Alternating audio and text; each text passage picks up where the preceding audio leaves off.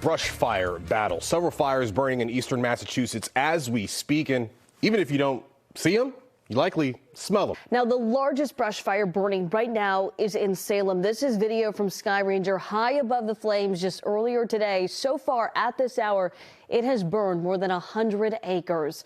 Another fire is burning near the neighboring communities of Middleton and North Reading. In this case, the flames came dangerously close to power lines. All of these fires, they are creating those smoky conditions you see here. This is video from Wakefield. There was a lot of smoke in the air near the lake right there. We have team coverage for you. Meteorologist Pete Bouchard and Anika Hope are going to join us in just a moment. But first, let's start with NBC 10's John Maroney, who is live for us in Middleton. John. Corey, it has been a long couple of days for firefighters. Check out the woods here in Middleton. They're smoky, they're charred, and in some spots they are still burning. They know that they can't put this fire out entirely, but they are working to contain it. It was like this 2 years ago, and it was pretty smoky.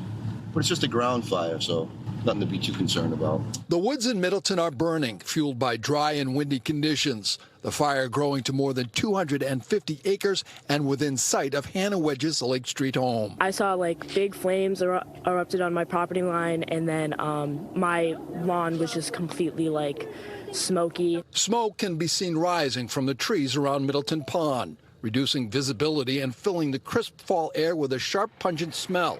In the Upton Hills neighborhood, crews were busy trying to get a handle on the flames. We feel confident that majority of it is contained. It's going to burn for days. You know, we're not going to extinguish the fire. Our goal is to contain it. In Salem, fire has burned more than 130 acres. Ground crews are now working with Task Force 16 at 3 or 4 different locations. There's hundreds of stumps and tree branches still smoldering and burning out there.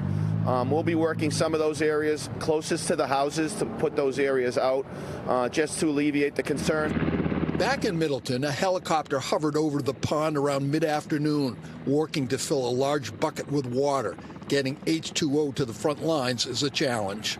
Water supply is a big one. Unfortunately, we don't have that, so we're just relying on our brush trucks to, shuttle water in and out. Now, they are working to contain this fire, but they are hoping for some rain in the process.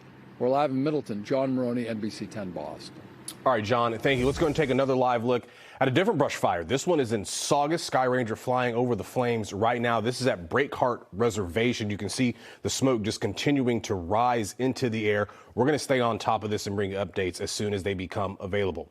Let's go ahead and bring in NBC 10's Anika Hope. Anika, people all over can smell the smoke from these fires, even if the fire isn't that close to where they live. So talk to us about the air quality concerns.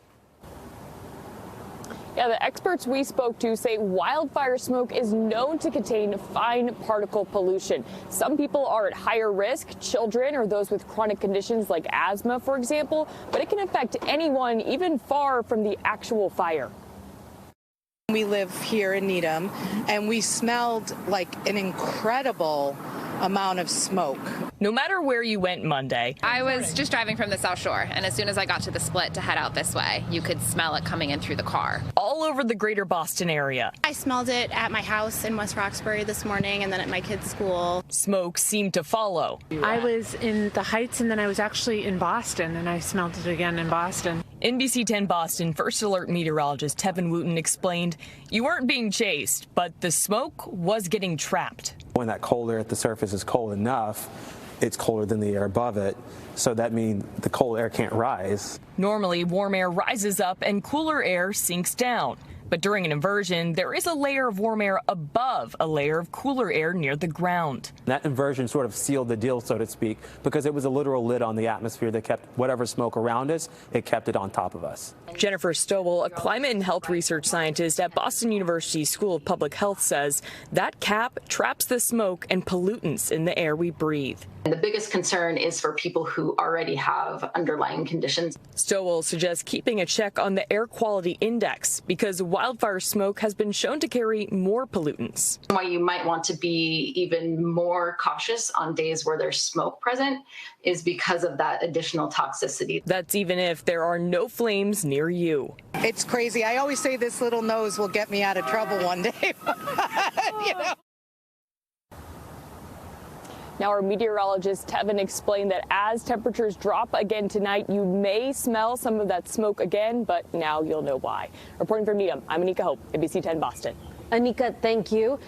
Well, meteorologist Pete Bouchard joining us now. Will the conditions be improving over the next couple days? We have a couple of showers in the forecast Tuesday night, but I don't know if that's going to be enough to completely douse the fires across the North Shore. This is a better view of that inversion Anika and Tevin were talking about. You could see how the smoke clings to the ground. You need a cool night for this. You need the temperatures to drop near the surface to set up this inversion, set up this seal, but it keeps that smoke from rising and drifting away. Normally, you'd see it just drift away, go up into the sky and keep going and blow up in the upper atmosphere. But when you have this inversion, it seals it right near the ground, and it can seep into communities and towns far away from the center of the fire. Some fires can also move underground, so that's what the problem is on the North Shore through Middleton, through Reading, and up into Salem. You know, you can douse it in one spot, but it'll pop up in another because it's going through the root system sometimes and down through the duff layer in the forest, which is that organic matter. That's why it stinks so bad, too.